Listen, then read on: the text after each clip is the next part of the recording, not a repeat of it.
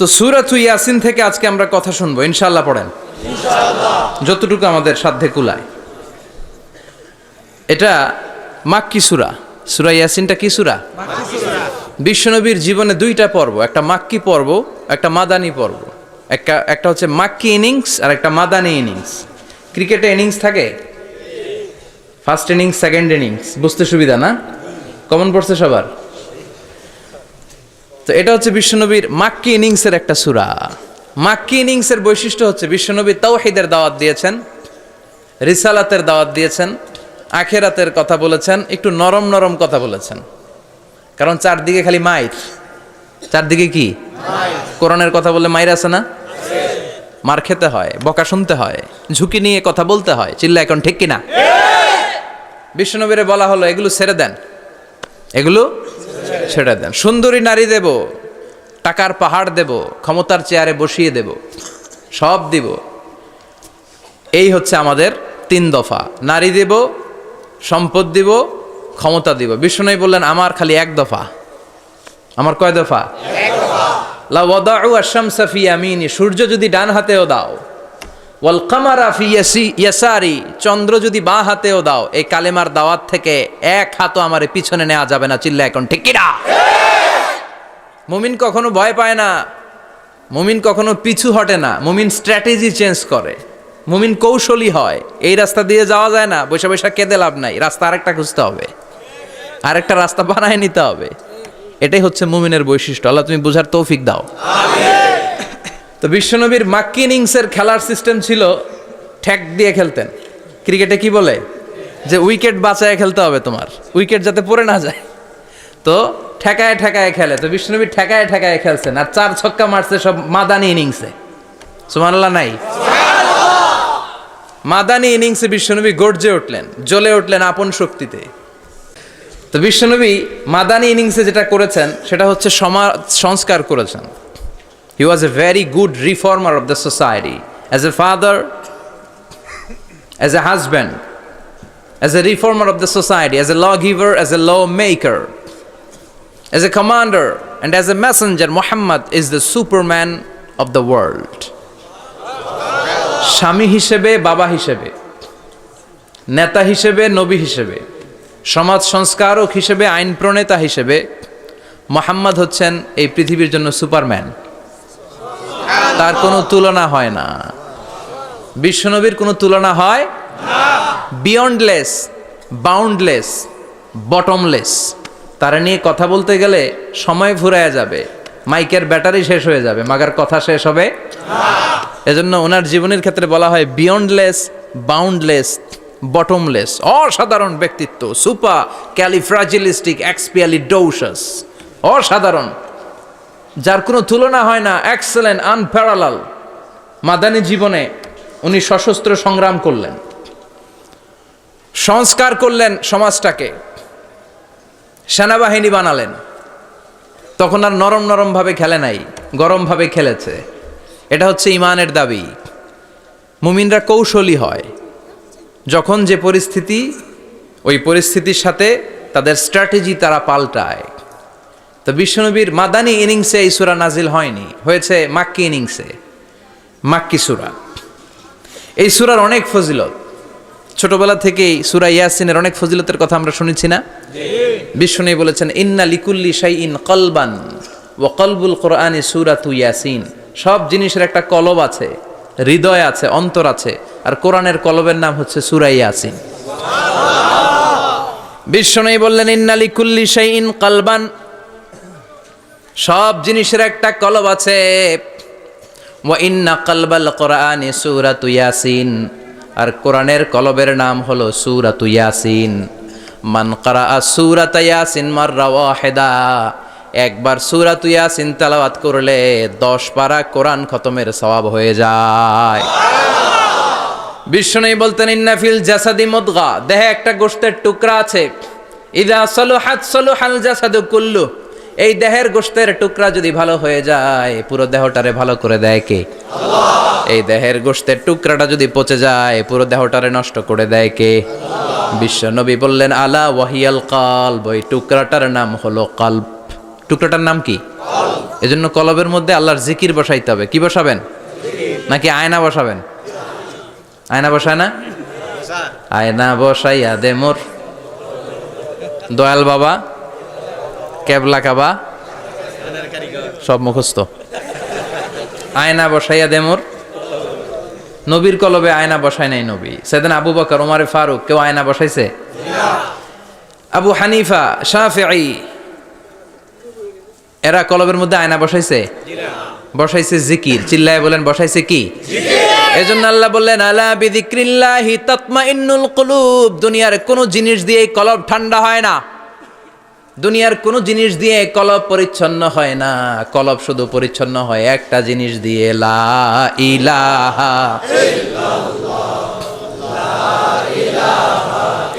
লা ইলাহা ইল্লাল্লাহু মুহাম্মাদুর রাসূলুল্লাহ সাল্লাল্লাহু আলাইহি ওয়াসাল্লাম। তাহলে কোরআনের একটা কলব আছে। আমাদের দেহে যেমনি কলব আছে, প্রতিটা প্রাণীর যেমনি কলব আছে, অন্তর আছে, কোরআনেরও কলব আছে না নাই?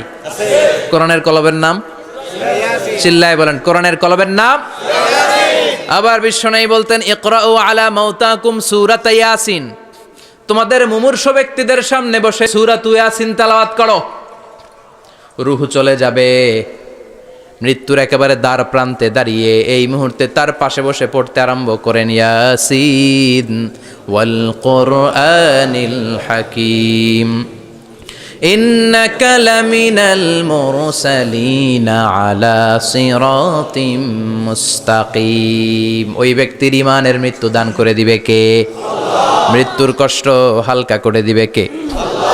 আবার বিশ্বনবী বলতেন রাত্রিবেলা যে ব্যক্তি একবার সূরা ইয়াসিন তেলাওয়াত করে ঘুমাতে যায়, সকালবেলা নিষ্পাপ অবস্থায় তারে ঘুম থেকে জাগাবে কে? তাহলে এই সূরার মর্যাদা কম কম না বেশি বেশি? কলবুল কোরআন, এটা কোরআনের কলব। একবার পড়লে 10 পড়ার সওয়াব। আবার মুমূর্ষু ব্যক্তির সামনে বসে সূরা ইয়াসিন তেলাওয়াত করতে বলা হয়েছে। তাহলে মৃত্যুর কষ্টরে হালকা করে দেয় কে? আল্লাহ। আবার রাত্রিবেলা সূরা ইয়াসিন তেলাওয়াত করলে সকালবেলায় নিষ্পাপ বানায় দেয় কে? আল্লাহ। মনে থাকবে? কোরআনের কলবের নাম কি? ভুলে যাবেন না তো? বেশি বেশি তেলাওয়াত করতে রাজি আছেন? সকাল সন্ধ্যা তেলাওয়াত করবেন তো? সূরা ইয়াসিন ছাড়াও এই সূরার অনেকগুলো নাম তাফসীর গ্রন্থে পাওয়া যায়। এই সূরার একটা নাম হচ্ছে সূরাতুল কাদিয়া। সূরাতুল তাকদি হাজাতা কারিইহা। যে এই সূরা তেলাওয়াত করে ওই তেলাওয়াতকারীর যে হাজত আছে, প্রয়োজন আছে, এই সূরার বরকতে আল্লাহ তার প্রয়োজন পূরণ করে দেয়। আমাদের জীবনে প্রয়োজন আছে না নাই? কার কাছে চাইবো? বিপদে পড়লে কারে বলবো? আমরা বিপদে পড়লে প্রথমে শেয়ার দেই ফেসবুকে। কোথায় শেয়ার? আগে শেয়ার দিব কার কাছে? মনে থাকবে? বিপদে পড়লে ফেসবুকে শেয়ার দিব না, বন্ধুরে শেয়ার করব না, বউয়ের কাছেও পরে শেয়ার করব, আগে শেয়ার করব কার কাছে? মনে থাকবে? এজন্য বিশ্বনবী বলতেন এই সূরার নাম সূরাতুল কাদিয়া। মানুষের হাজত পূরণ করে দেয়। এই সূরা তেলাওয়াত করে যদি আপনি আল্লাহর কাছে কোনো বিপদ থেকে পানা চান অথবা কোনো প্রয়োজন নিয়ে দোয়া করেন, সূরার বরকতে প্রয়োজনটা পূর্ণ করে দেয় কে? আল্লাহ। কেউ যেটা পারে না পারে কে? আল্লাহ। কেউ যেটা দেয় না দেয় কে? আল্লাহ। কেউ যেটা শোনে না শোনে কে? আল্লাহ। তাহলে পেলাম সূরাতুল কাদিয়া। আরেকটা নাম আছে সূরার, সেটা হচ্ছে সূরাতুল আযীমা। সুমহান সূরা। কি সূরা? সুমহান, আযীমা। এই আযীম আর আযীমা এই শব্দ দুইটা অনেক দামি। আল্লাহ যে কোনো জায়গায় ব্যবহার করেন নাই। বিশ্বনবীর চরিত্রের উপমা দিতে যে আল্লাহ আযীম শব্দ বলেছেন, তাই না? রব্বুল আলামিন বলেন ওয়া ইন্নাকা লাআলা খুলুকিন আযীম।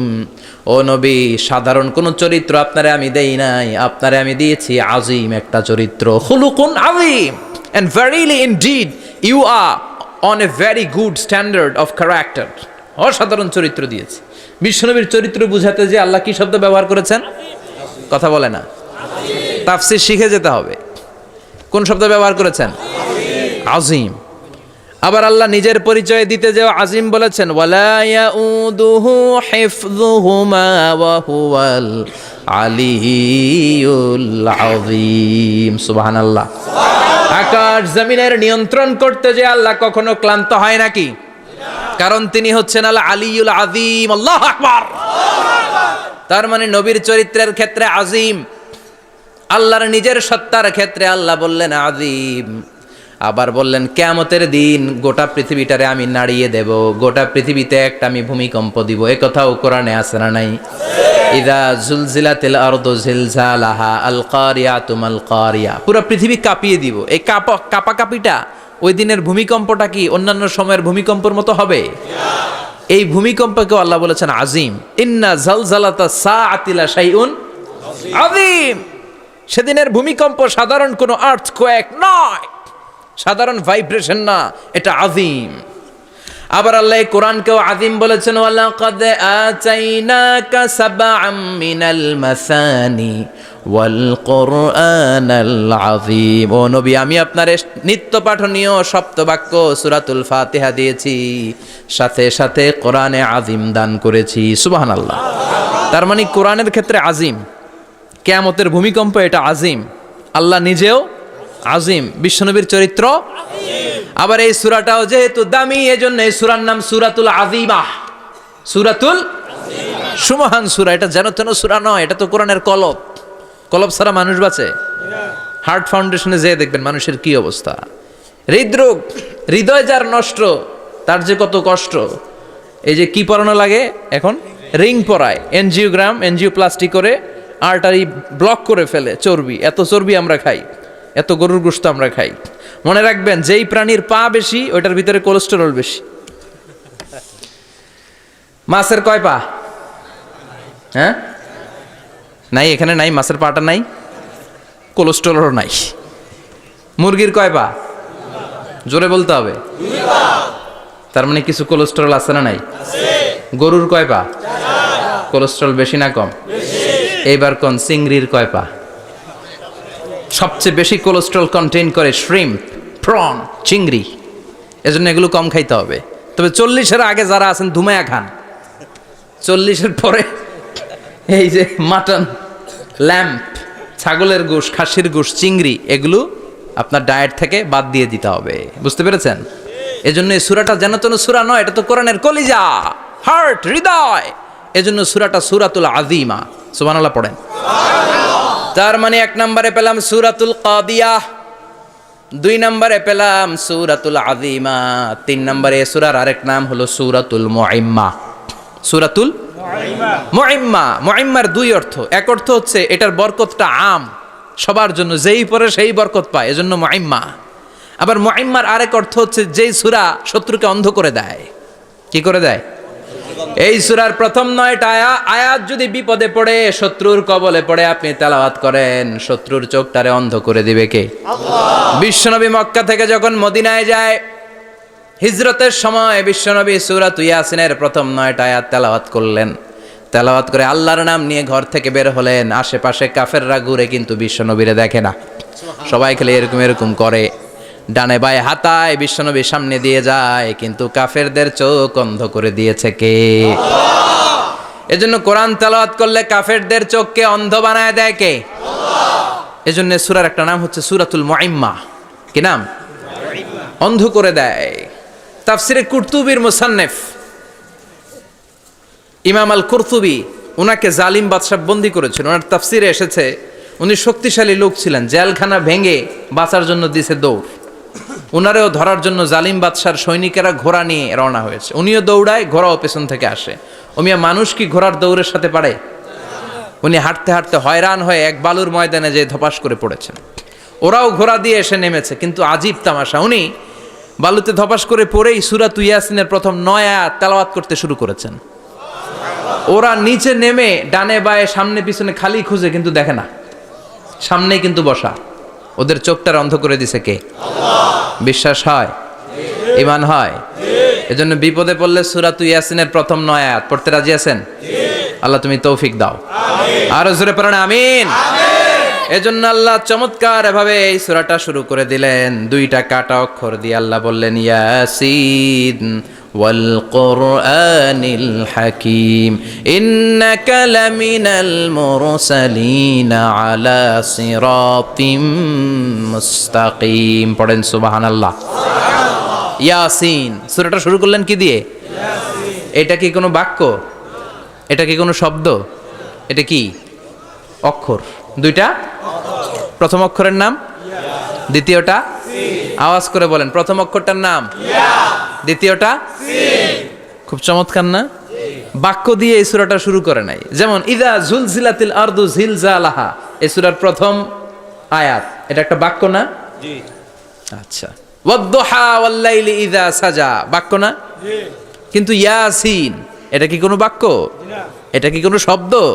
না, এটা কাটা দুইটা অক্ষর। সুবহানাল্লাহ পড়েন। সুবহানাল্লাহ। আল্লাহ 114টা সূরার প্রায় 29টা সূরা এরকম কাটা কাটা অক্ষর দিয়ে শুরু করেছেন। সুবহানাল্লাহ নাই? এই 29টা সূরা কখনো আল্লাহ একটা অক্ষর দিয়ে শুরু করেছেন, কখনো দুইটা অক্ষর দিয়ে, কখনো তিনটা দিয়ে, কখনো চারটা দিয়ে, কখনো পাঁচটা দিয়ে। একটা অক্ষর দিয়ে আল্লাহ কোরআনের সূরা শুরু করেছেন, এরকম একটা সূরা বলেন। নুন ওয়াল কলামি ওয়া মা ইয়াসতুরুন। নুন, নুন দিয়ে সূরা শুরু হয়ে গেছে। তারপরে কফ, এক অক্ষর দিয়ে সূরা শুরু হয়ে গেছে। সুবহানাল্লাহ পড়েন। সুবহানাল্লাহ। এবার বলেন দুই অক্ষর দিয়ে সূরা শুরু হয়েছে এরকম সূরা বলেন। আমিন।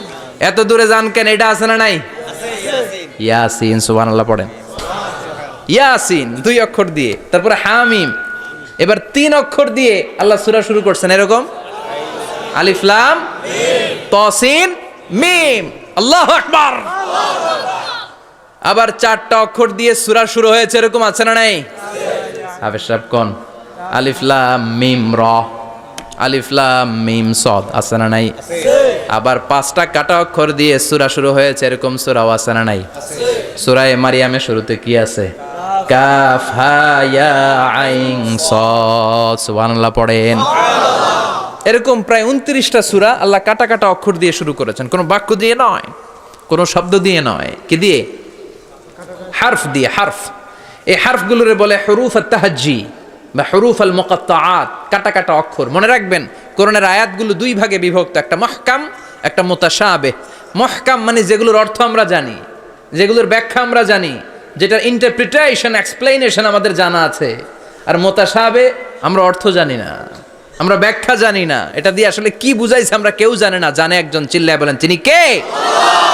আল্লাহ বলেন ওয়া ইন কুনতুম ফি রাইবিম মিম্মা নাযালনা আলা আবদিনা ফাআতু বিসূরাতিম মিন মিসলিহি ওয়াদউ শুহাদাআকুম মিন দুনিল্লাহি ইন কুনতুম সাদিকিন। আল্লাহ বললেন ও জাহেলি যুগের লোকেরা, শোনো শোনো, এত আরবি কবিতা বানাতে পারো, এত গল্প লিখতে পারো, আরবিতে এত নোবেল বানাতে পারো, উপন্যাস বানাতে পারো, আর্টিকেল লিখতে পারো, আমার নবীর উপর যে কোরআন আমি নাজিল করেছি এই কোরআনের ব্যাপারে অন্তরে যদি কোনো সন্দেহ থাকে, বাপের বেটা হলে পারলে কোরআনের মতো একটা সূরা বানিয়ে নিয়ে আসো। পারছে? কিয়ামত পর্যন্ত কেউ পারবে? বিশ্বনবী যেই জামানাতে এসেছিলেন ওই জামানায় আরবি ভাষা সাহিত্যের উৎকর্ষতা সাধিত হয়েছিল। আরবি ভাষার এতটা উৎকর্ষ পৃথিবী কখনো দেখে নাই। কবিতা, গদ্য, পদ্য, গল্প, উপন্যাস, রচনা, প্রবন্ধ, আর্টিকেলের শয়লাভ। এই ভাষা সাহিত্যিকদের চোখে আঙ্গুল দিয়ে আল্লাহ বুঝাতে চাইলেন, এত অর্থ করতে পারো, এত ব্যাখ্যা জানো, এত বড় বড় বুলিয়া ওড়াও, এত কিছু তুমি জানো, তাহলে বলো ইয়াসিন অর্থ কি? সুবহানাল্লাহ কইবেন না? তাইলে বল নুন অর্থ কি? কফ মানে কি? আলিফ লাম রা মানে কি? ফাবুহিতাল্লাযী কাফার। কেউ জানে না, কেউ উত্তর দিতে পারে না। কোন সুবহানাল্লাহ। এটা কোরআনের মুজিজা, এটার অর্থ কেউ জানে না। আর এগুলোর অর্থ নিয়ে খোঁচাখুচি করাও ঠিক না। তবে মুফাসসিরিনে ইকরাম এগুলোর কিছু অর্থ সম্ভাব্য বলার চেষ্টা করেছেন। যেমন ইয়াসিনের অর্থ ইবনে আব্বাস বলেছেন এর অর্থ হতে পারে ইয়া ইনসান, হে মানুষ। সুবহানাল্লাহ পড়েন। কেউ কেউ বলেছে এটার অর্থ হতে পারে ইয়া সাইয়্যিদ আল মুরসালিন। কেউ কেউ বলেছেন ইয়াসিন হতে পারে ইসমুল্লাহ, আল্লাহর নাম। কেউ বলেছেন এটা হতে পারে ইসমুন লিন নবী, বিশ্ব নবীর নাম। আবার কেউ কেউ বলেছেন ইয়াসিন হতে পারে এই কোরআনে কারিমের একটা নাম। কোন সুবহানাল্লাহ। এই সম্ভাব্য সব কথাগুলো বলে পৃথিবীর সব মুফাসসিররা বলতে বাধ্য হয়েছেন আল্লাহু আ'লামু বিমুরাদিহি বিহি। এটার দ্বারা আসল অর্থ যে কি এটা আমরা কেউ জানি না। জানে কে? আল্লাহ। চিৎকার করে বলতে হবে জানে কে? আল্লাহ। তাহলে ইয়াসিন মানে আমরা জানি না। ইয়াসিনের অর্থ আমরা ছেড়ে দেব কার উপর? আল্লাহ। এরপরে আল্লাহ বললেন ওয়াল কোরআনিল হাকিম, প্রজ্ঞাময় বিজ্ঞানময় কোরআনের শপথ। ওয়াল কোরআনিল হাকিম, বিজ্ঞানময় প্রজ্ঞাময় কোরআনের শপথ বা কসম। ওয়াল কোরআনিল হাকিমে যে ওয়া, এই ওয়াটারে আরবিতে বলে ওয়া আল কাসামিয়া। কি বলে? ওয়া আল কাসামিয়া, কসম কাটার জন্য আল্লাহ এই ওয়া ব্যবহার করেছেন। যত জায়গায় কোরআনে আল্লাহ কসম কেটেছেন, ওই কসমের শব্দটার আগে ওয়া আছে না নাই?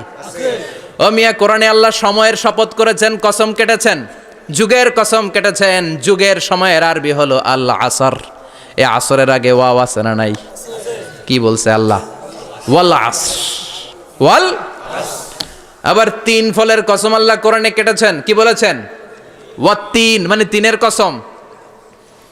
জাইতুনের কসম কেটেছেন, বলেছেন ওয়াজ জাইতুন। তুর পাহাড়ের কসম কেটেছেন, বলেছেন ওয়া তুর সিনিন। যত জায়গায় কসম তত জায়গায় ওয়া আছে না নাই? পাহাড়ের নামে কসম কেটেছেন, আল্লাহ বলেছেন ওয়া তুর। সূর্যের নামে কসম কেটেছেন, আল্লাহ বলেছেন ওয়াশ শামসি ওয়া দুহাহা। সুবহানাল্লাহ কইবেন না? ফজরের নামে কসম কেটেছেন, কি বলেছেন? ওয়াল ফাজর। জিলহজ মাসের প্রথম 10 রাতের কসম কেটেছেন, কি বলেছেন? ওয়া লায়ালিন আশর। জোর আর বেজরের কসম কেটেছেন, আল্লাহ বলেছেন ওয়াশ-শাফঈ ওয়াল ওয়াতর। সূরা ইয়াসিনে কাটা কাটা 2টা অক্ষরের পরে রব্বুল আলামিন কোরআনের কসম কেটেছেন। এজন্য আল্লাহ বলেছেন ইয়াসিন ওয়াল কোরআনিল হাকিম। ইয়াসিন ওয়াল কোরআনিল হাকিম, প্রজ্ঞাময় বিজ্ঞানময় কোরআনের শপথ। কোরআনের মধ্যে বিজ্ঞান আছে না নাই? বেশি না কম? বিশ্বাস হয় না? নাস্তিক কথা বিশ্বাস হয়? নাস্তিকরা বলে কোরআনের মধ্যে বিজ্ঞান নাই, কোরআনের মধ্যে সায়েন্স নাই, কোরআনের ভেতরে টেকনোলজি নাই। কিন্তু কোরআন বলে এমন কিছু নাই, মানুষের প্রয়োজনীয় এমন কিছু নাই যেটা আমার ভিতরে নাই। আল্লাহু আকবার। আল্লাহ বললেন মা ফররাতনা ফিল কিতাবি মিন শাই, কিতাবের মধ্যে আমি কিছু বাদ রেখে দেই নাই। ইতিহাসের কথা বলেছি, পাতাল পুরীর কথা বলেছি, ঊর্ধ্ব জগতের কথা বলেছি, মহাকাশের কথা বলেছি, cosmology, astrology, geology, zoology, botany, human anatomy, embryology, সব কিছুর কথা কোরআনের মধ্যে দিয়েছে কে? আল্লাহ। কোরআনের ভেতরে মানুষের কথা আছে না নাই? আছে। কোরআনের মধ্যে গাভীর কথা আছে না নাই? আছে। গাভীর কথাও আছে? কই আছে? হ্যাঁ, সূরাতুল গাভীর সূরা। সুবহানাল্লাহ কইবেন না? সুবহানাল্লাহ। মানুষের কথা আছে সূরাতুল ইনসান, জিনদের কথা আছে সূরাতুল জিন, মাকড়সার কথা আছে সূরাতুল আনকাবুত, মৌমাছির কথা আছে সূরাতুন নাহাল। মৌমাছির কথা বলেছেন, দুধের কথা বলেছেন, প্রাণীর কথা বলেছেন, খাদ্যের কথা বলেছেন, মানুষের দেহ বৈশিষ্ট্যের কথাও বলেছেন। চিৎকার করে পড়েন আল্লাহু আকবার। আল্লাহ বললেন ওয়া আওহা রাব্বুকা ইলান নাহলি আনিত্তাখিযি মিনাল জিবালি বুয়ুতাও ওয়া মিনাশ শাজারি ওয়া মিম্মা ইয়ারিশুন। সুবহানাল্লাহ পড়েন। ওয়া আওহা রাব্বুকা ইলান নাহল, আল্লাহ মৌমাছির কাছে সিক্রেট মেসেজ পাঠিয়েছেন। সুবহানাল্লাহ পড়েন। ওহীকে আরবিতে বলে সিক্রেট মেসেজ। আল্লাহ মৌমাছিকে ওহী করেছেন। কি করেছে? দেখেন ওয়াল কোরআনিল হাকিম, আল্লাহ যে বললেন শেষ হবে না এই কথা। ওয়াল কোরআনিল হাকিম, বিজ্ঞানময় কোরআনের শপথ, প্রজ্ঞাময় কোরআনের শপথ। বিশ্বনবী বলেন লা তুহসা আজাইবুহু, কোরআনের আশ্চর্যান্বিতার কোনো শেষ নাই। ওয়ালা তাবলা গারাইবুহু, কোরআন কোনোদিন কারো কাছে পুরাতন মনে হয় না। ফিহি মাসাবিহুল হুদা, কোরআনের মধ্যে আছে হেদায়েতের মশাল। ওয়া মানারুল হিকমা, কোরআন হলো বিজ্ঞানের সুউচ্চ মিনার। লা তুহসা আজাইবুহু, কোরআনের আশ্চর্যান্বিতার শেষ নাই। যতই পড়বেন আপনি আশ্চর্য হয়ে যাবেন, যতই স্টাডি করবেন, যতই অধ্যয়ন করবেন, আপনার চোখকে খুলে দিবে কে? আল্লাহ। ওয়ালা তাবলা গারাইবুহু, কোরআন কখনো পুরাতন হয় না। পুরান হয় নাকি? যার বয়স 50 বছর ধরে নামাজি মানুষ, প্রতি নামাজের প্রত্যেক রাকাতে কোন সূরা পড়া লাগে? তো 50 বছর যদি কেউ নামাজি হয়, তাহলে কত লক্ষবার উনি সূরা ফাতিহা পড়ছে উনি নিজে জানে? তারপরেও কোনোদিন কি মনে হয়েছে সূরা ফাতিহাটা একটু পুরান পুরান লাগে? আজকে কুল হল্লা দিয়ে শুরু করুন, কথা বলেন। পুরান লাগছে কোনোদিন? এত পড়ছি এটা, আজকে আর এটা না, আজকে আর একটা, এরকম মনে হয়? বলা চাবলা গারাইবহু, পুরান লাগে না। প্রতিদিন নতুন, প্রতিনিয়তই নতুন, অলওয়েজ নিউ, সব সময় নতুন। এজন্য বিশ্বনবী বললেন লা তুহসা আজাইবুহু, কোরআনের আশ্চর্যান্বিতার শেষ নাই। ওয়ালা তাবলা গারাইবুহু, কোরআন কখনো পুরাতন হয় না। ফিহি মাসাবিহুল হুদা, কোরআনের মধ্যে আছে হেদায়েতের মশাল। ওয়া মানারুল হিকমা, কোরআন হলো বিজ্ঞানের সুউচ্চ মিনার। সুবহানাল্লাহ। আল্লাহ বললেন ওয়া আওহা রাব্বুকা ইলান নাহাল, আমি মৌমাছির কাছে মেসেজ দিলাম, সিক্রেট মেসেজ। আনিত্তাখিযি মিনাল জিবালি বুয়ুতা, তোমরা পাহাড়ের মধ্যে তোমাদের বাড়ি বানাও, মৌচাক বানাও। অমিনা সাজার, গাছের মগ ডালে, বড় বড় ডালে তোমরা বাসা বানাও। ওয়ামিম্মা ইয়ারিশুন, উঁচু উঁচু জায়গায় মৌচাক বানাও, যাতে করে গ্রামের ছোট্ট ছেলেরা ঢিল মারতে না পারে। কোন সুবহানাল্লাহ। মৌমাছির আল্লাহ শিখাই দিছে। নিচু জায়গায় কোনোদিন মৌমাছির বাসা দেখবেন? নিচু জায়গায় সহজে নাগাল পাওয়া যায়, ধরা যায়। কথা কন। ডাল বে মগ ডালে ওঠা লাগে মধু খাইতে চাইলে। চিল্লায় বলেন ঠিক কিনা? আল্লাহ সিক্রেট মেসেজ দিলেন আর বললেন আনিত্তাখিযি। আলেম যারা আছেন বলেন তো, ইত্তাখিযি এটা কি মুজাক্কারের সিগা না মুয়ান্নাসের সিগা? কথা কইতে হবে। কেউ নাই এটার উত্তর দেওয়ার মতো? মুয়ান্নাস, মাশাআল্লাহ। এটা স্ত্রীবাচক শব্দ। আল্লাহ মৌমাছিকে যে মেসেজ করছে পুরুষ মৌমাছিরে কয় নাই, এটা নারী মৌমাছিরে কইছে। চিল্লা এখন সুবহানাল্লাহ। এখন গবেষণা করে দেখা গিয়েছে কার্ল ভন ফ্রিচ, একজন অস্ট্রিয়ান বিজ্ঞানী, উনি এটা নিয়ে গবেষণা করে 73 সালে 1973-তে নোবেল পেয়ে গেছে। এই আয়াতের উপর গবেষণা করে আল্লাহ কেমন করে সিক্রেট মেসেজ দিয়েছেন, কেমন করে মৌমাছি মৌচাকের বাসা বাঁধে, কেমন করে মধু আহরিত হয়, এটার উপর গবেষণা করে উনি একটা বই লিখেছেন, দ্য ডান্সিং বিজ। নেচে যাওয়া মৌমাছিগুলো, নাচতে নাচতে যেতে থাকা মৌমাছিগুলোর উপর একটা বই লিখে, দ্য ডান্সিং বিজ লিখে উনি নোবেল প্রাইজ পেয়েছেন এই মধুর উপরে। চিল্লায় পড়েন আল্লাহু আকবার। এখন কোরআনের আয়াত থেকে বোঝা গেল আনিত্তাখিযি মিনাল জিবালি বুয়ুতা, আল্লাহ নারী মৌমাছিকে বলেছেন মৌচাক বানাও, তোমাদের মধু রাখার জন্য বাসা বানাও। কার্ল ভন ফ্রিচ গবেষণা করে পেয়েছে মৌচাকের বাসা বানানো হয়, মধু আহরণ করা হয়। যেই মৌমাছিটা নেতৃত্ব দেয় এটা পুরুষ মৌমাছি নয়, এটা হলো মহিলা মৌমাছি। কোন সুবহানাল্লাহ। পুরো মৌচাকের মধ্যে মধু আহরণ, মধু নেওয়া, পুরো প্রসিডিউরটা সারার জন্য কোনো পুরুষ মৌমাছি লিডিং দেয় না, লিডিং দেয় একটা নারী মৌমাছি, স্ত্রী মৌমাছি। এজন্য ইত্তাখিয, ম্যাসকুলিন জেন্ডার ইউজ না করে আল্লাহ বলেছেন ইত্তাখিযি। নারী মৌমাছিকে আল্লাহ অ্যাড্রেস করে বলেছেন যাও মৌচাক বানাও আর এটার মধ্যে মধু আহরণ করো। চিল্লায় পড়েন আল্লাহু আকবার। আল্লাহ বললেন ইত্তাখিযি মিনাল জিবালি বুয়ুতা, পাহাড়ের মধ্যে ঘর বানাও। ওয়ামিনাস সাজার, গাছের বড় ডালের মধ্যে ঘর বানাও। ওয়ামিম্মা ইয়ারিশুন, উঁচু উঁচু জায়গায় ঘর বানাও। উনি গবেষণা পেয়েছেন এই মধুর মধ্যে অসাধারণ কিছু ন্যাচারাল অ্যান্টিসেপটিক আছে। কি আছে? Natural antiseptic. এটার নাম হচ্ছে প্রপিলিস। প্রপিলিস নামে একটা লিকুইড পাওয়া যায় মৌচাকের মধ্যে। এটা কাটা জায়গায় লাগা দিলে স্যাভলন, ডেটল কিছু লাগানো লাগবে না। ওই প্রপিলিসের কারণে আপনার কাটা জায়গা এমনি শুকায় যাবে। সুবহানাল্লাহ পড়েন। দ্বিতীয় বিশ্বযুদ্ধে রাশিয়ান যত সৈনিকরা যুদ্ধে আহত হতো, ওরা আলাদা করে অ্যান্টিসেপটিক খাইতো না, ওরা মধু আইনা লাগাই দিত আর সুস্থ হয়ে যেত। সুবহানাল্লাহ পড়ে। নিউজিল্যান্ডের কিছু বিজ্ঞানীরা আবিষ্কার করেছে মৌমাছির হুলের ভিতরে রেমিটিক ফিভারের অ্যান্টিবায়োটিক আছে।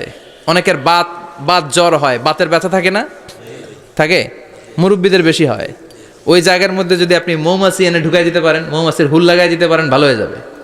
মৌমাছি যখন হুল ফুটে আরাম লাগে না অনেক? খাইছেন? কামড় খাইছেন? হ্যাঁ, মজা লাগে। তো নিউজিল্যান্ডের এই গবেষকরা এরা আবিষ্কার করেছে যে মৌমাছি যদি হুল ফুটিয়ে দেয়, ওইখানে বাতের ব্যথা থাকলে, বেদনা থাকলে এটা ভালো হয়ে যাবে। আমি নিজে দেখেছি, বিবিসি একটা ডকুমেন্টারি। ইজিপশিয়ান একজন ফিজিশিয়ান, চিকিৎসক, উনি ওনার বাতের ব্যথায় আক্রান্ত যত রুগীরা আছে ওদের গায়ের মধ্যে মৌমাছি এনে এনে নিজে নিজে হুল ফুটায়। রুগী চিৎকার মারে, ও মাগো, ও আল্লাহ গো, কিন্তু একদিন পরে ব্যথা নাই, আর কয় ভালো হয়ে গেছি। সুবহানাল্লাহ কইবেন না? তো এজন্য এই কার্ল ভন ফ্রিচ 1973-তে দ্য ডান্সিং বিজ লেখে গোটা বিশ্বকে তাক লাগিয়ে দিয়েছে। তার গবেষণার প্রতিটি পয়েন্ট কোরআনের এই আয়াতের সাথে মিলে যায়। চিৎকার করে পড়েন আল্লাহু আকবার। এই যে আমরা মধু খাই, এই মৌচাকের ভেতরে অন অ্যান অ্যাভারেজ অ্যারাউন্ড 60,000 মৌমাছি থাকে।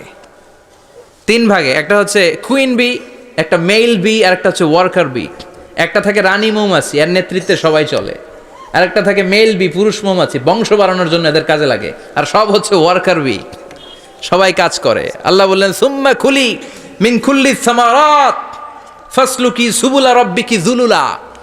আল্লাহ সিক্রেট মেসেজ দিয়ে বললেন গাছের উপরে বাসাবাদ, পাহাড়ের উপরে মৌচাকের বাসাবাদ, উঁচু উঁচু জায়গায় তোমরা তোমাদের বাসা বাঁধো। সুম্মা কুলি মিন কুল্লি সামারাত, এরপর এলাকার যত মিষ্টি মিষ্টি ফুল আছে, ফল আছে, ওখান থেকে রস নিয়ে আসো। সুবহানাল্লাহ। পুষ্পরস সংগ্রহ করে মধুগুলো, এটার বলে sweet nectar. They collect the sweet nectar from the flowers.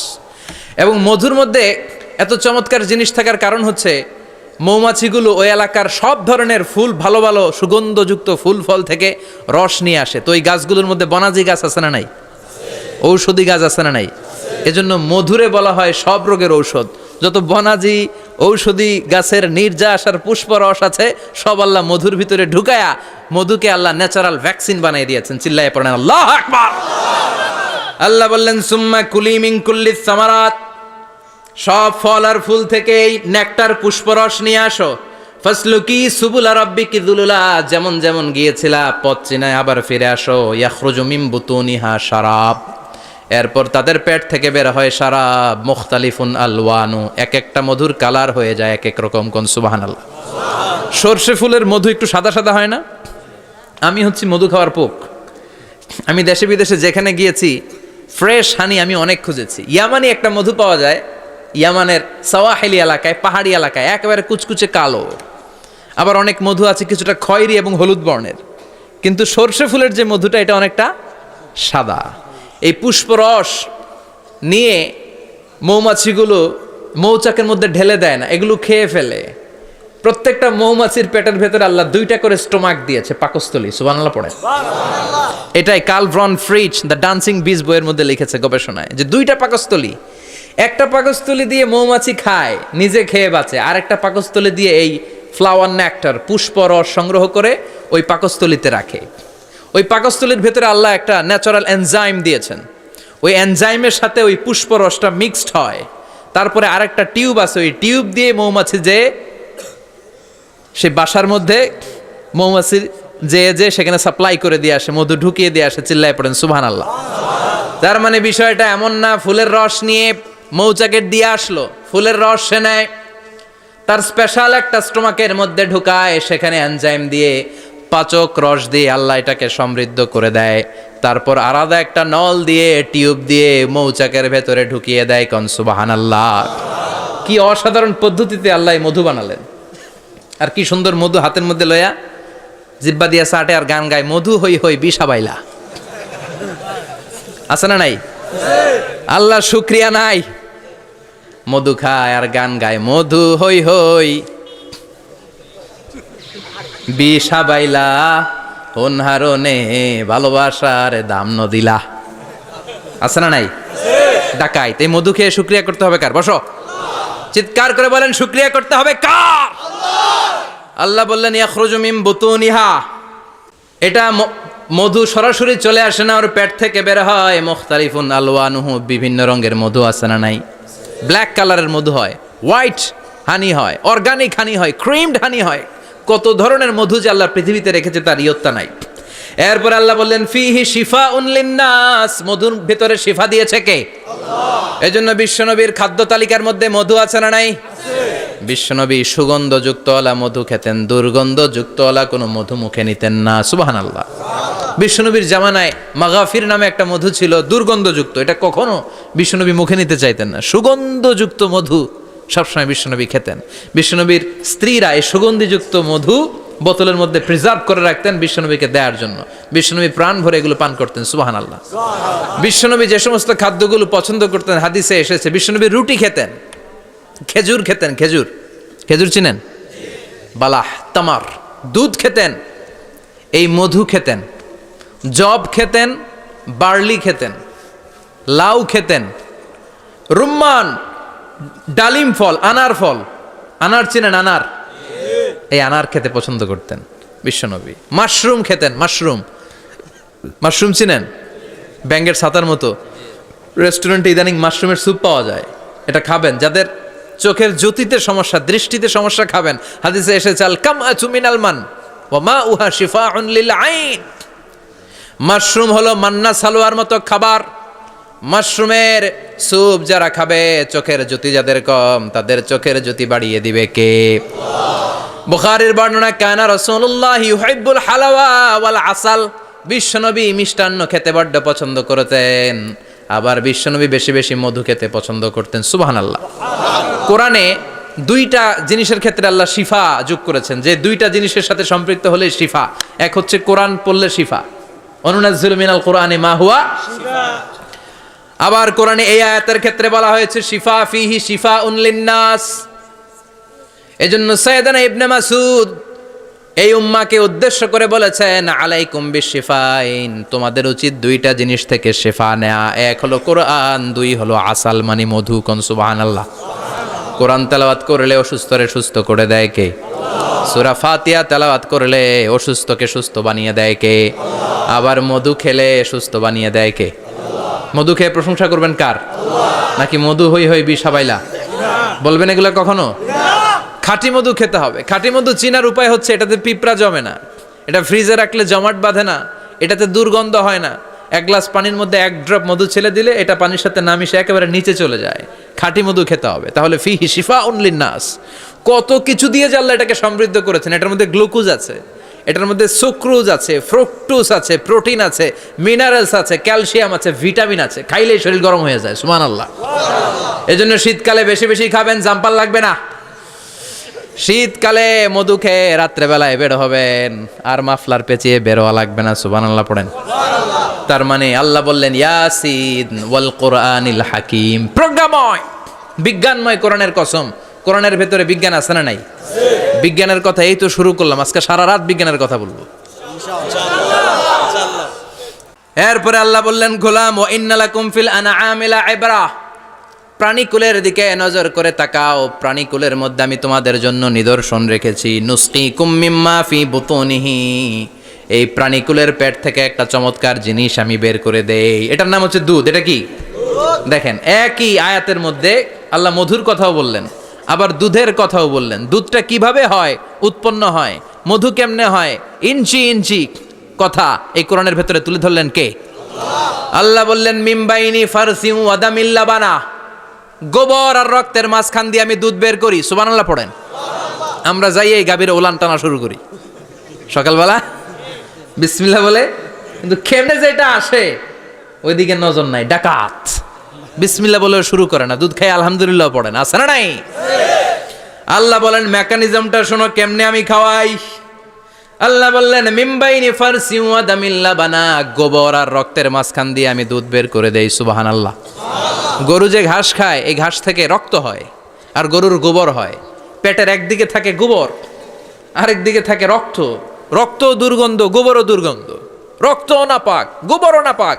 এই দুই নাপাক আর দুর্গন্ধের মাঝখান দিয়ে সুগন্ধযুক্ত দুধ বের করে দেয় কে? আল্লাহ বললেন মিমবাইনি ফারসিউ ওয়াদামিল লাবানা, গরু যে খাবারগুলো খায় ওই খাবারের এক পাশ দিয়ে গোবর হয়ে যায় আর এক পাশ দিয়ে রক্ত হয়ে যায়, মাঝখান দিয়ে দুধ বের করে দেয় কে? What a amazing mechanism of discharging milk from animal's body. What a amazing mechanism. একদিক দিয়ে গোবর দুর্গন্ধ, আরেক দিক দিয়ে এই ঘাস খাওয়ার কারণে রক্ত হয়, মাঝখান দিয়ে দুধ বের হয়ে যায়। সুবহানাল্লাহ। আবার বাছুর ছাড়া দুধ পাওয়া যায় না। গাভী আছে কার কার? হাত তোলেন তো। বাছুর ছাড়া দুধ পাওয়া যায়? শুধু গাভী, বাছুর নাই, দুধ আসবে? আবার এই যে বিশাল বড় ওলান 20 কেজি দুধ দেয় প্রতিদিন, এই ওলান কাটলে দুধ পাওয়া যায়? এক ফোঁটা দুধও ওলানটা কেটে টুকরা টুকরা করলে আপনি পাবেন না। এটা আলাদা মেকানিজম। এটা ভিতর থেকে একটা নির্যাস, বাছুর নিয়ে দুইটা ঢু মারবেন, ওই নির্যাস দিয়ে দুধ বেরোতে থাকবে গোবর আর রক্তের মাঝখান দিয়ে। চিৎকার করে পড়েন আল্লাহু আকবার।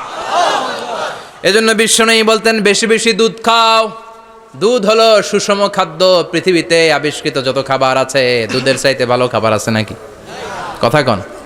মানুষ পানি খেয়ে 3-4 দিন বাঁচে জানেন, আর পানির মধ্যে লবণ দিলে 7-8 দিন বাঁচতে পারবেন। আর দুধ পাইলে আজীবন বাঁচবেন আপনি।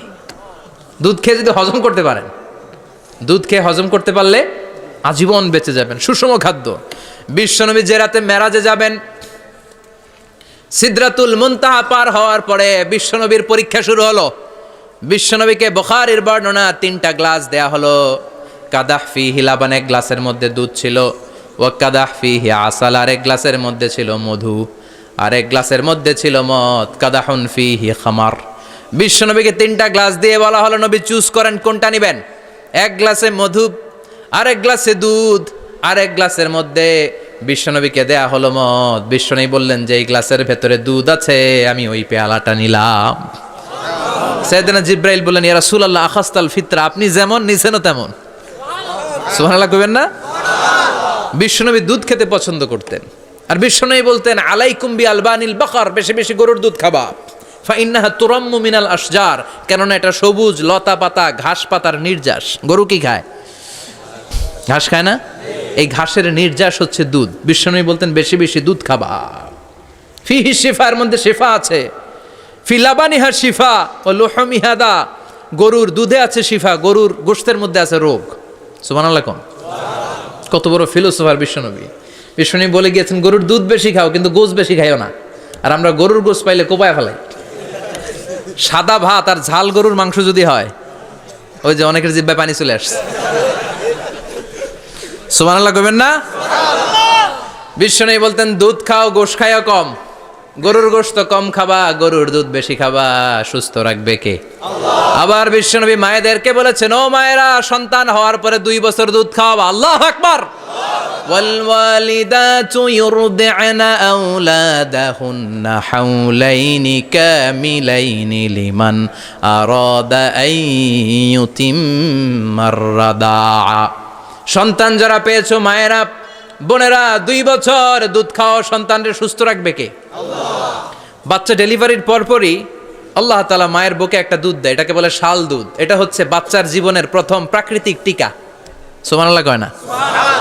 এটা বেবির জীবনে ন্যাচারাল প্রাকৃতিক টিকা, প্রতিষেধক আল্লাহ দিয়ে দিয়েছে। আপনার বাচ্চাকে টিকা দিন, স্লোগান আছে না? 5টা 7টা টিকা দেওয়া লাগে। প্রথম টিকাটা আল্লাহ নিজেই ফ্রি দিয়ে দিছে। এটা শাল দুধের ভেতরে পাওয়া যায়। এজন্য বাচ্চাকে শাল দুধ খাওয়াতে হবে। তার ব্রেনের গ্রোথ হবে, সে শক্তিশালী হবে, সে দেশপ্রেমিক হবে, সে আল্লাহওয়ালা হবে। চিল্লা এখন ঠিক কিনা? যে মায়েরা বাচ্চারে দুধ খাওয়ায়, ওই বাচ্চারা মায়েরে ভালোবাসে বেশি। আর যেই মা গুলো বাচ্চারে দুধ না খাওয়ায় আর ডানু খাওয়ায়, আর কি কি আছে? হরলিক্স আর সিরালেক, কমপ্লেট। যারা এগুলো খাওয়াবে, ডানু খাওয়াবে, যারা ল্যাকটোজেন খাওয়ায়, যারা বুকের দুধ খাওয়াতে চায় না কোনো কারণ ছাড়া, 2 বছর বাচ্চারে দুধ দিতে চায় না, এই বাচ্চাগুলো বড় হলে ওই মারে বৃদ্ধাশ্রমে দিয়ে আসবে। কথা কন, কথা কন। এজন্য মায়েরা, বোনেরা, সন্তান হলেই তাকে বুকের দুধ দিয়ে আল্লাহর পক্ষ থেকে যে টিকাটা, এই টিকাটা পেটের ভেতরে ঢুকাই দিতে হবে। চিল্লা এখন ঠিক কিনা? এটা হচ্ছে ন্যাচারাল টিকা। এজন্য আল্লাহ বললেন, ইয়াসিন ওয়াল কোরআনিল হাকিম। ইয়াসিন, বিজ্ঞানময় কোরআনের শপথ। কোরআনের মধ্যে বিজ্ঞান আছে না নাই? অভাব নাই। কয়টা শুনবেন? আল্লাহ কসমোলজির কথা বলেছে, অ্যাস্ট্রোলজি কথা। কসমোলজি হচ্ছে সৃষ্টি তত্ত্ব। কসমোলজি কি? সবাই বলেন কসমোলজি কি? আল্লাহ বললেন, আওয়ালাম ইয়ারাল্লাযীনা কাফারু আন্নাস সামাওয়াতি ওয়াল আরদা কানাতা রাতকান ফাফাতাকনাহুমা। কাফেররা কি দেখে না মহাবিশ্বের সব কিছু একসাথে মিলে ঝিলে ছিল, বিশাল এক বিস্ফোরণের মাধ্যমে আমি মহাবিশ্ব তৈরি করেছি। সুবহানাল্লাহ। আদিতে, শুরুতে কিন্তু সব আকাশ, বাতাস, জমিন, চন্দ্র, সূর্য, নক্ষত্র, গ্রহ, নীহারিকা পুঞ্জ, গ্যালাক্সি, ব্ল্যাক হোল, সব কিছু মিলেমিশে একসাথে ছিল। এটার ঘনত্ব ছিল খুব বেশি। মহাবিশ্বের সব কিছু ছিল একটা বিন্দু। এটাকে বিজ্ঞানীরা নাম দিয়েছে দ্য সিঙ্গুলারিটি, মহা একত্ব। এরপর একটা প্রচন্ড বিস্ফোরণের মধ্য দিয়ে মহাবিশ্ব সৃষ্টি হয়েছে।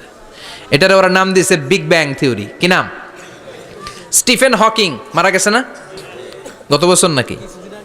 হ্যাঁ, বছর খানিক আগে মারা গিয়েছে। সবচেয়ে বড় পদার্থবিজ্ঞানী ছিল। সে একটা বই লিখেছে, from the brief history of time, a brief history of time from big bang two black hole. সেখানে সে প্রমাণ করেছে কোরআনের এই আয়াত, কানাতা রাতকান, মহাবিশ্বের সবকিছু একটা বিন্দু ছিল। চাঁদ, সূর্য, গ্রহ, তারা সব কি ছিল? কথা বলেন, সবাই বলেন। একটা মাত্র বিন্দু ছিল। আল্লাহ বলেন, don't the disbeliever observe that the heavens and earth were joint together then I separated with a gigantic sound explosion. সব একসাথে ছিল, চাঁদ তারা আকাশ নদী নালা সব একসাথে। তারপরে একটা বিকট বিস্ফোরণের মধ্য দিয়ে পৃথিবী হয়েছে, এ চাঁদ হয়েছে, চন্দ্র হয়েছে, সূর্য হয়েছে, মহাবিশ্বের সব কিছু এই মহাবিস্ফোরণের মধ্য দিয়ে হয়েছে। চিৎকার করে পড়েন আল্লাহু আকবার। এই যে ছোট্ট পৃথিবীতে আমরা বসে আছি, এই পৃথিবীর চেয়ে সূর্য 13 লক্ষ গুণ বড়। চিল্লায় পড়েন আল্লাহু আকবার। এটা কি বাড়ির কাছের কথা? 13 লক্ষ গুণ বড়, কল্পনা করা যায়? তার মানে কি সূর্যই সবচেয়ে বড়? না, সূর্যের চেয়ে অনেক বড় বড় তারা আছে। ব্যাটেল জিউস নামে একটা তারা আছে মহাকাশে, যেটা যে সূর্য পৃথিবীর চেয়ে 13 লক্ষ গুণ বড়। এই ব্যাটেল জিউস তারা সূর্যের চেয়ে 33 কোটি গুণ বড়। এই ব্যাটেল জিউস তারাটাই কি সবচেয়ে বড়? না, এর চেয়েও কত বড় তারা যা আছে কোনো হিসাব নাই। এরকম বিশাল বিশাল তারা ঘুরতে ঘুরতে মাওয়াকিউন নুজুম, ব্ল্যাক হোল নামে একটা রেঞ্জ আছে। এই রেঞ্জের মধ্যে যদি ঢুকে যায়, ছোট্ট বাচ্চার মুখে চকলেট দিলে বাচ্চা যেমনি চকলেট চুষে খেয়ে ফেলে, এই বিশাল বিশাল তারাগুলো ব্ল্যাক হোলের মধ্যে ঢুকলে এক মুহূর্তের মধ্যে নিঃশেষ হয়ে যায়। চিল্লায় পড়েন আল্লাহু আকবার। এজন্য আল্লাহ বললেন, ফালা উকসিমু বিমাওয়াকিউন নুজুম, এই তারকা নিঃশেষ হওয়ার যে জায়গাটা, এই জায়গার কসম আমি কোরআনের মধ্যে খেলাম। এই ব্ল্যাক হোলের রেঞ্জের ভেতরে তারা আসলে মুহূর্তের মধ্যে নিঃশেষ বানিয়ে দেয় কে? একটা তারার চেয়ে আরেকটা তারা বড়। এরকম হাজার কোটি তারা মিলে আমাদের গ্যালাক্সি। এই গ্যালাক্সির নাম হচ্ছে মিল্কি ওয়ে। কি নাম? আমাদের গ্যালাক্সির নাম কি? সবাই বলেন তো। Milky Way. কি নাম? এরকম একটা গ্যালাক্সি না, লক্ষ কোটি গ্যালাক্সি আছে। আমাদের গ্যালাক্সির পরে সবচেয়ে কাছের গ্যালাক্সির নাম অ্যান্ড্রোমেডা। কি নাম?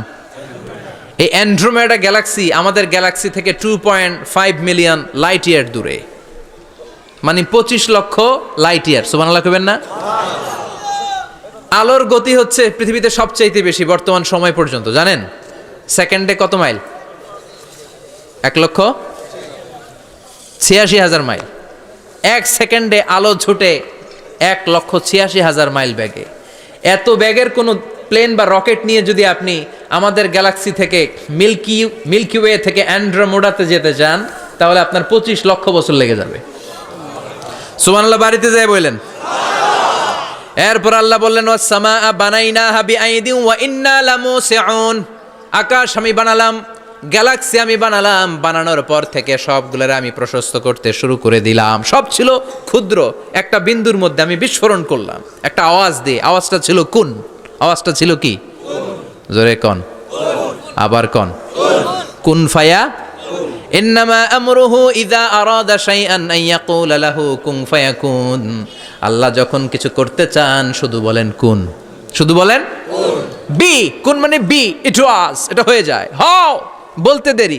এই মহাবিস্ফোরণের নেপথ্যে যে শব্দটা ছিল সেটা ছিল কুন। সেটা ছিল কি? আল্লাহ কুন বলতে দেরি, মুহূর্তের মধ্যে বিগ ব্যাং, বিশাল এক্সপ্লোশন, তারপর থেকে মহাবিশ্ব ছড়াচ্ছে। আল্লাহ বলছেন এই কোরআনের ভেতরে বলে দিয়েছেন, ওয়া ইন্না লামুসিউন, আমি এই মহাবিশ্বকে, এই গোটা ইউনিভার্সকে আমি প্রতিনিয়ত সম্প্রসারিত করছি। প্রতিনিয়ত এটা বড় হচ্ছে, সম্প্রসারিত হচ্ছে। চিল্লায় বলেন আল্লাহু আকবার। আজ থেকে মাত্র 20 বছর আগে এটা তারা আবিষ্কার করেছে।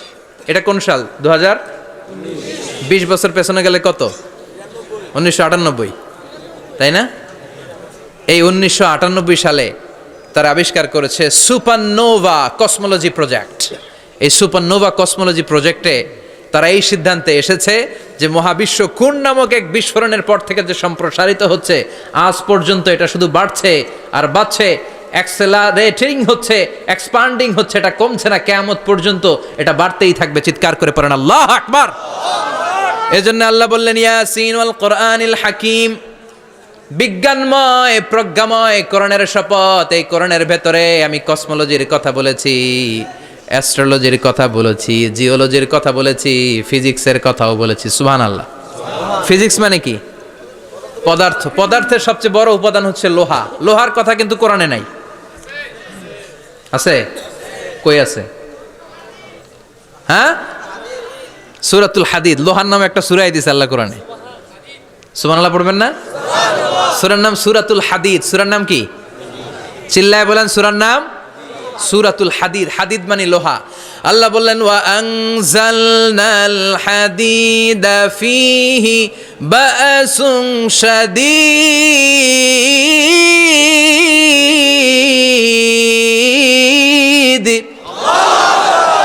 ওয়া আনজালনাল হাদিদ ফীহি বা'সুন শাদীদ, আমি লোহা নাজিল করলাম আর লোহার ভেতরে আমি ভয়ঙ্কর শক্তি ঢুকাইয়া দিলাম। সুবহানাল্লাহ। ফিহি মানাফিউ লিন-নাস, লোহার ভেতরে মানুষের জন্য অনেক কল্যাণ আছে। সুবহানাল্লাহ। লোহা ছাড়া পৃথিবীতে কিছু হয়? আংটি বানাতে লোহার দরকার আছে না নাই? ঘড়ি বানাতে, গাড়ি বানাতে, বাড়ি বানাতে, মোবাইল বানাতে, হেলিকপ্টার, প্লেন, রকেট, মাইকের স্ট্যান্ড। সুবহানাল্লাহ কোন? এমন কোন জিনিস নাই যেটার মধ্যে লোহা লাগে না। এজন্য আল্লাহ বললেন এই লোহার নামে আমি একটা সূরা ডেডিকেট করলাম, ওয়া আনজালনাল হাদিদ ফিহি বা'সুন শাদীদ, আমি লোহাকে নাজিল করেছি। আল্লাহ বলেছেন, খেয়াল করে শব্দটা শুনেন, ওয়া আনজালনাল হাদিদ, আমি লোহাকে উপর থেকে নাজিল করেছি। কি করেছি? কথা বলেন। তার মানে লোহা পৃথিবীতে ছিল না, নাজিল করছে কে? আল্লাহ। লোহা পৃথিবীতে ছিল? পৃথিবীতে ছিল?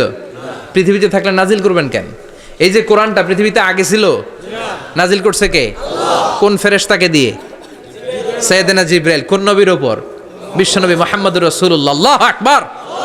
তার মানে ওহি পৃথিবীতে ছিল না, আল্লাহ উপর থেকে নাজিল করেছেন। নুজুল মানে উপর থেকে নিচের দিকে আসা। এই নুজুল শব্দ ব্যবহার করে আল্লাহ বললেন ওয়া আনজালনাল হাদিদ, লোহাকে আমি নাজিল করেছি। তার মানে লোহা পৃথিবীর উপাদান নয়, লোহা এসেছে উপর থেকে। কোন সুবহানাল্লাহ।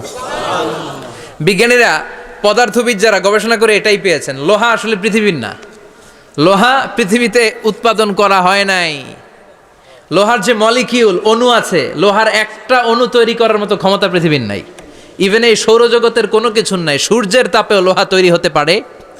লোহার ছোট্ট একটা অণু তৈরি করতে কমপক্ষে 1 কোটি ডিগ্রি সেলসিয়াস তাপের প্রয়োজন হয়। তার মানে এটা পৃথিবীর কোনো উপাদান নয়, এটা আনজালনাল হাদিদ। আল্লাহ বলেন মহাবিস্ফোরণের কারণে গলিত অন্য কোনো তারার ভেতর থেকে লোহার উপাদান আমি পৃথিবীর ভেতরে এনে ঢুকিয়ে দিয়েছি। তার মানে পদার্থের কথা কোরআনে আছে না নাই? সুবহানাল্লাহ কইবেন না? এরপরে বায়োলজির কথা আছে না নাই?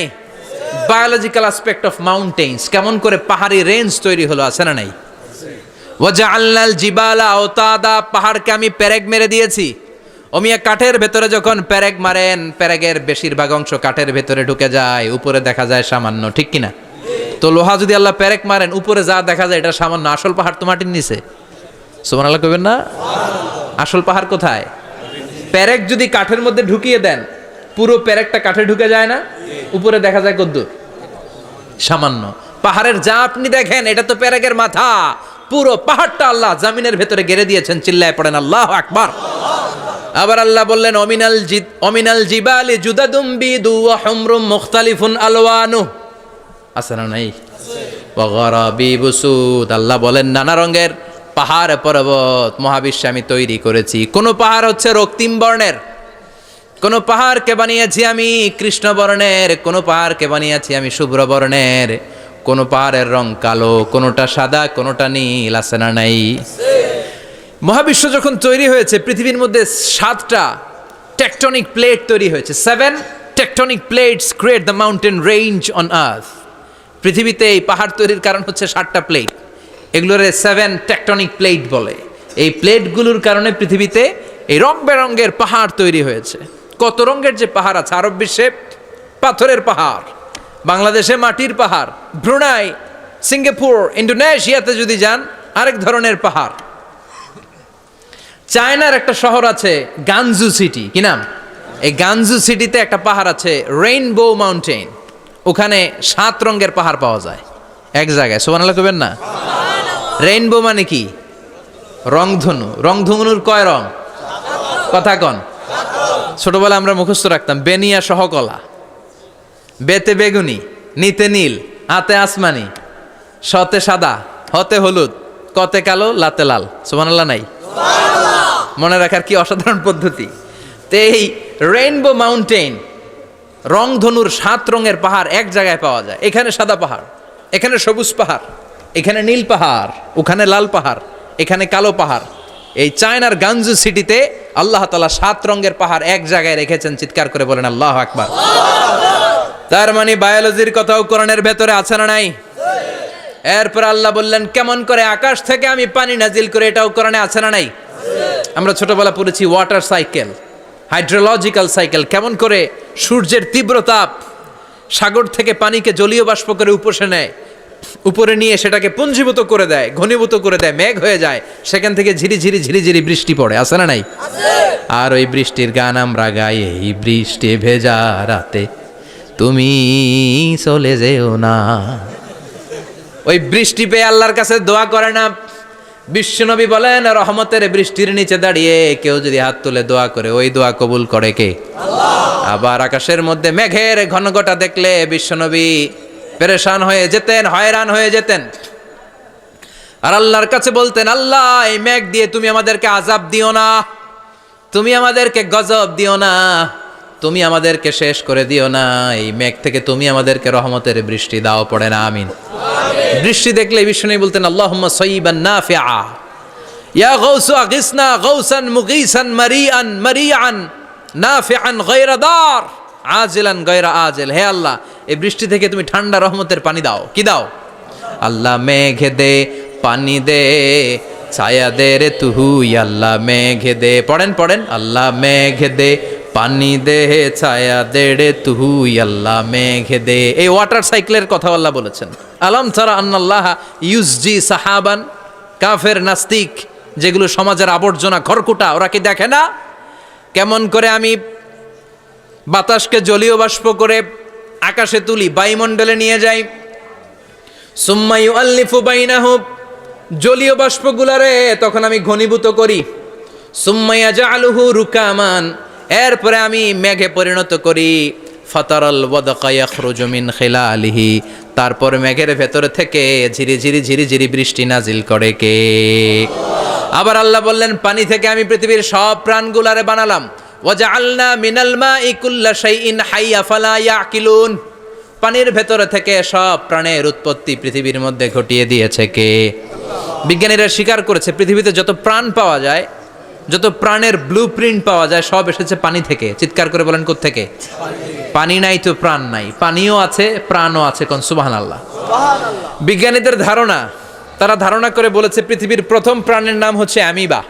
কি নাম? ওরা বলেছে এটা এককোষী জীব, it's a very small unicellular organism found ever in the world. পৃথিবীতে পাওয়া প্রথম এককোষী প্রাণীর নাম হচ্ছে অ্যামিবা। এটা এসেছে শৈবালের মতো, এরপরে জুপ্লাংটন, ফাইটোপ্লাংটন, ব্যাকটেরিও প্লাংটন, একটার পর একটা স্পিসিজ প্রজাতি পৃথিবীতে ডেভেলপ করেছে। কোন সুবহানাল্লাহ। এই পানির কথা কোরআনের ভেতরে বলে দিল কে? এজন্য আল্লাহ বললেন ওয়াল কোরআনিল হাকিম, বিজ্ঞানময় কোরআনের শপথ। এই কোরআনটা বিজ্ঞানের ঠাসা, এই কোরআন আশ্চর্যের শেষ নাই, এই কোরআন কোনোদিন পুরাতন হয় না। এই কোরআনের ভেতরে আল্লাহ দিয়েছেন হেদায়েতের মশাল, আর কোরআনটাকে বানিয়েছেন বিজ্ঞানের সুউচ্চ মিনার। জোরে কোন সুবহানাল্লাহ। তার মানে কোরআনে আমরা কি পেলাম? দুধের কথা পেলাম, মধুর কথা পেলাম, কিভাবে ডায়েট করবেন সেটা আমরা পেলাম, আমরা কসমোলজি পেলাম, অ্যাস্ট্রোলজি পেলাম, বায়োলজি পেলাম, ফিজিক্স পেলাম, ওয়াটার সাইকেল পেলাম। এবার পাতালপুরীর কথার দরকার আছে না নাই? পৃথিবীর একেবারে গভীরতম গভীরে কি আছে এটা কিন্তু কোরআনে নাই, আছে। পৃথিবীর মাঝখানে যে উত্তপ্ত লাভা আর আগুন, এটা আপনারা জানেন? পৃথিবীর উপর দিয়ে আমরা ঠান্ডা পৃথিবীতে ঘুরে বেড়াই, কিন্তু এর ভিতরে কিন্তু আগুন, লাভা। আল্লাহ কোরআনের মধ্যে ফুটন্ত টকবগে সাগরের কসম খেয়েছেন। আল্লাহ বলেছেন ওয়াল বাহরিল মাসজুর,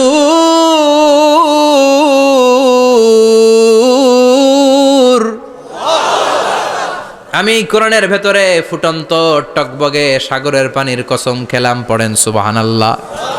সাগরের পানির, ফুটন্ত টকবগে সাগরের পানির কসম। সাগরের পানি আবার ফুটন্ত হয় কি করে? পানি কি হয়? ঠান্ডা। পানি কি? কথা বলেন। আল্লাহ পৃথিবীর ভেতরকার কথা চিন্তা করে বলেছেন ওয়াল বাহরিল মাসজুর। ইউনাইটেড স্টেটস অফ আমেরিকার নেভাল একাডেমির সায়েন্টিস্টরা এই আয়াতের উপর রিসার্চ করেছে যে সাগরের ভেতরে আবার এই ঠান্ডা পানির ভেতরে আবার উত্তপ্ত আগুনের লাভা আসলো কোত্থেকে।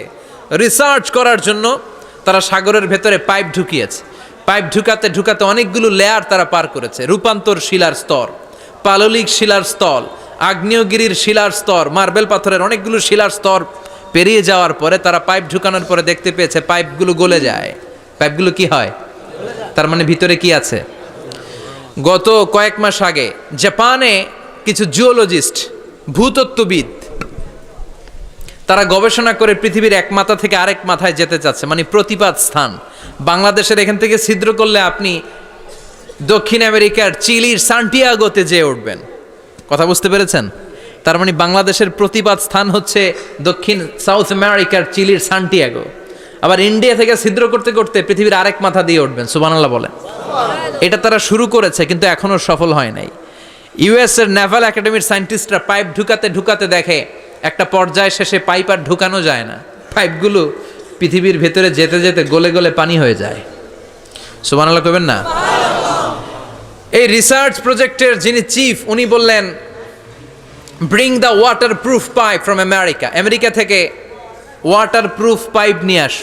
আমার এমন পাইপ লাগবে গবেষণা করার জন্য যে পাইপ আগুনে জ্বলে না। ওয়াটার প্রুফের মধ্যে আগুন লাগালে আগুন ধরবে? বুলেট প্রুফে বুলেট মারলে বুলেট ঢুকবে? আমেরিকা থেকে ফায়ার প্রুফের পাইপ নিয়ে আসা হলো।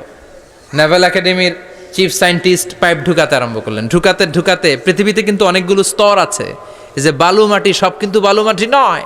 আপনি খুঁড়তে খুঁড়তে পেয়ে যাবেন পাললিক শিলা, এরপরে রূপান্তরিত শিলা, এরপরে মার্বেল পাথরের শিলা, এরপরে শুরু হবে গরম আগ্নেয়গিরির শিলা।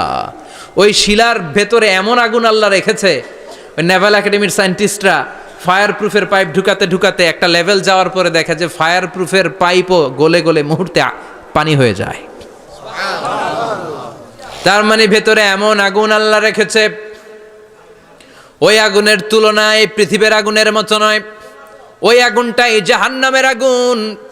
আবার বিজ্ঞানীরা গবেষণা করে ওই আগুনের মধ্যে মানুষের চিৎকার শুনেছে। এজন্য হাদিসে এসেছে, আল্লাহর ওলিরা, মুমিন বান্দারা মারা গেলে তাদের রূহগুলো আকাশে চলে যায়, ইল্লিনে চলে যায়। আর কাফের মুশরিক আর নাস্তিকগুলো মারা গেলে তাদের আত্মাগুলো পৃথিবীর মাঝখানে সিজ্জিনে চলে যায়। ওই সিজ্জিনের ভেতরে আগুন আছে না নাই? চিল্লায় বলেন। তার মানে পাতালপুরীর কথাও আছে, সাগরের কথাও আছে, আকাশের কথাও আছে। কেমন করে দুনিয়াতে আমরা আসলাম সেটাও আছে। এমব্রয়োলজি, ভ্রূণতত্ত্বের কথা কোরআনে আছে না নাই? পৃথিবীতে আল্লাহ কয়েক সিস্টেমে মানুষ বানালেন। সৈয়দনা আদমকে বানালেন, মাও নাই বাবাও নাই। সৈয়দনা আদম আলাইহিস সালামের বাবার নাম কি? মায়ের নাম কি? মাও নাই বাবাও নাই। আবার সৈয়দনা ঈসা আলাইহিস সালামকে আল্লাহ তৈরি করলেন, শুধু মা আছে বাবা নাই। আবার আমাদের সবাইকে আল্লাহ বানালেন, মাও আছে বাবাও আছে, ঠিক কিনা? এরপরে ছোট্ট এক ফোঁটা নাপাক থেকে আল্লাহ আমাদেরকে বানালেন। এই এক ফোঁটা বীর্যের মধ্যে যে প্রাণ আছে, এটা দুইজন বিজ্ঞানী আবিষ্কার করেছে। লিয়েন হুক মাইক্রোস্কোপ যন্ত্র দিয়ে তারা বীর্যের মধ্যে, স্পার্ম ড্রপের মধ্যে গবেষণা করে পেয়েছে যে ওখানে কি যেন নড়ে। ওই এক ফোঁটা ড্রপের মধ্যে কি যেন নড়ে। সেখান থেকে ওরা আবিষ্কার করেছে এই স্পার্মের ভেতরে, শুক্রাণুর ভেতরে প্রাণের অস্তিত্ব আছে। এক ফোঁটা স্পার্মে, এক ফোঁটা বীর্যের মধ্যে 20 কোটি যদি শুক্রাণু না থাকে, ওই স্পার্ম থেকে আল্লাহ বেবি দেয় না, সন্তান দেয় না। সুবহানাল্লাহ কোন? এজন্য আল্লাহ বললেন, হাল আতা আলাল ইনসানি হিনুম মিনাদ দাহরি লাম ইয়াকুন শাইআম মাযকুরা। ও মানুষ, কেন এত অহংকার করো? নজর করে তোমার জীবনের শুরুটার দিকে একটু তাকাও। কি ঝিলা তুমি? এক ফোঁটা নাপাক পানি, একটা স্পার্ম ড্রপ থেকে এসেছো। ইয়াখরুজু মিন বাইনিস সুলবি ওয়াত তারায়েব, বাবার পৃষ্ঠদেশ থেকে মায়ের গর্ভদেশের মধ্যে তোমাকে নিয়ে গেল কে? সেখান থেকে ফি যুলুমাতিন সালাস, 3টা প্যাকেট দিয়ে মায়ের পেটের মধ্যে তোমাকে প্রিজার্ভ করলো কে?